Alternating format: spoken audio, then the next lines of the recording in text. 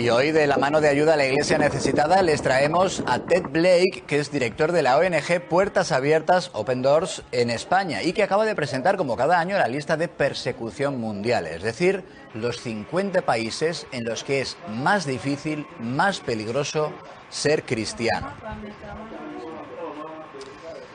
Bienvenido, Ted, muy buenas noches. Hola, muy buenas noches. Muchas gracias por abrir este espacio y poder dar a conocer la realidad de la persecución de los cristianos en el mundo. No, gracias a ti por acompañarnos y por hacer ver esa realidad que es dura. Lo primero que tienes que contarnos, Ted, es cuáles son las principales novedades en esa lista, decía, de persecución mundial, las novedades de este último año. Pues lo primero es, tristemente, ha aumentado el número de cristianos que se enfrentan a niveles altos como mínimo de persecución. Si antes estábamos hablando de 360 millones, ahora estamos hablando de 365 millones de cristianos que están en una situación donde ven sus libertades o sus derechos vulnerados por el hecho de ser cristianos. También estamos viendo un incremento de la violencia en África subsahariana, y esto incluye violaciones, asesinatos, secuestros, matrimonios forzosos y otros tipos de violencia. Además de esto, los ataques contra las iglesias este año se han multiplicado por 7 en comparación a los ataques a las iglesias del año pasado. Una gran parte de ello ha ocurrido en China y tiene que ver con el cierre de iglesias. Y por último, en Oriente Medio se está haciendo cada vez más difícil para los cristianos seguir viviendo allí. Como resultado de los conflictos en Siria y en Irak, pues los cristianos cada vez se sienten menos a gusto o menos como en casa en su propia tierra. Imagino que para nadie o para casi nadie es una sorpresa que Corea del Norte sea el país que lidera esa lista de persecución mundial, pero sí es llamativo el avance, creo, en el África, sobre todo en el África subsahariana, en países como Mali, con el grupo Wagner, claro. Pues está la situación en África es una situación que no está llegando a las noticias, pero sí es una realidad y lleva tiempo ocurriendo, y hay varios factores que están involucrados. Está el tema del grupo Wagner, que sabemos que está de alguna forma asociado al gobierno ruso, y está tomando, por ejemplo, en algunos países donde el ejército de las Naciones Unidas o de Francia se han retirado, pues el grupo Wagner ha entrado en su lugar y está llevando a cabo diferentes tipos de actividades violentas y abusos de poder. Y cuando los cristianos se enfrentan a ellos y denuncian sus actividades, acaban pagando un precio por realizar esas denuncias. Luego también está otra parte de la influencia externa de África, que tiene que ver con China, que está formando a diferentes países en cómo llevar un gobierno al estilo de China. Y entonces esto puede afectar a los cristianos en África, porque China está enseñando a llevar a cabo el gobierno a su manera, y una de las cosas que ellos hacen es limitar los derechos y las libertades de los cristianos en su propio país. Por lo tanto, en África también van a hacer lo mismo. Por último, pues el tema de los terroristas islamistas, que también tienen una influencia externa y están también llevando a cabo actos terroristas aprovechando las debilidades de los gobiernos en África para llevar a cabo estos ataques contra los cristianos y intentar expulsarlos de las regiones donde ellos quieren tener mayoría.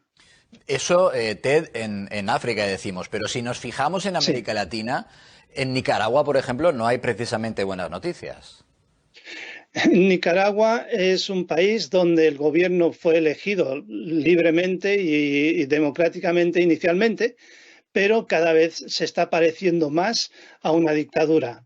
Y entonces cualquier acción contra este gobierno ahora se castiga y hay líderes de la Iglesia y otras personas que se han levantado, que han denunciado las actividades de este gobierno y han sido puestos en la cárcel, o se les ha hecho un arresto domiciliario, o se les ha presionado de tal forma que han tenido que huir de sus casas y hasta abandonar el país para escapar de esa presión a la que estaban sometidos.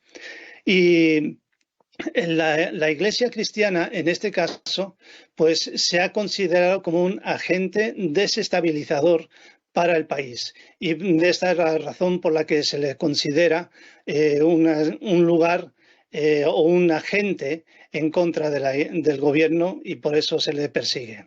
Pues esta es la realidad dura, entre otras cosas, de persecución, que a veces, que siempre, que casi siempre pasa demasiado desapercibida, y que aquí todas las semanas, con ayuda a la Iglesia necesitada, repasamos con la actualidad de los cristianos que sufren persecución por su fe. Pero desde Open Doors, ¿qué podemos hacer por estos mártires en vida?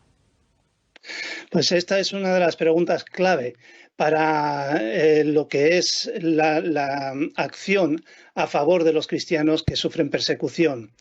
Todos los que creemos en Dios tenemos la libertad de acudir a Él, de clamar a Él y pedir que Él haga algo a favor de los cristianos. Y lo curioso es que cuando les preguntamos a los cristianos que sufren persecución qué es lo que quieren, ellos nos contestan que no oremos para que se les quite la persecución, sino que se les fortalezca para que puedan mantenerse firmes y que puedan ser unos testigos fieles y fuertes a precisamente los que les están persiguiendo. Así que lo primero que podemos hacer es orar para que Dios fortalezca a los cristianos perseguidos. En segundo lugar, hay veces que los cristianos sufren ataques tan fuertes que necesitan una palabra de apoyo, una palabra de ánimo. Y podemos escribir cartas y darles esa palabra de ánimo. Podemos visitar nuestra página web puertasabiertas.org, puertasabiertas.org, y allí se puede encontrar la manera de escribir las cartas y a quién escribirlas y cómo enviarlas y demás. Y la última cosa que podemos hacer es ser voz de los que no la tienen. Y estamos hablando de poder dar a conocer la realidad de la persecución. Como Puertas Abiertas estamos publicando noticias continuamente en nuestras redes sociales, en Facebook, en Instagram, y cualquier persona puede entrar, ver esas noticias y luego divulgar las noticias entre sus contactos en esos mismos medios.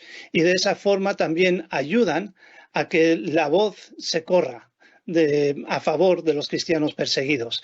Y entonces yo te animo a que hagas esto y que seas la voz de los que no tienen voz. Pues nos ha dado unas cuantas posibilidades, así que ahora hay que ponerse a la tarea. Gracias, Ted, un fuerte abrazo.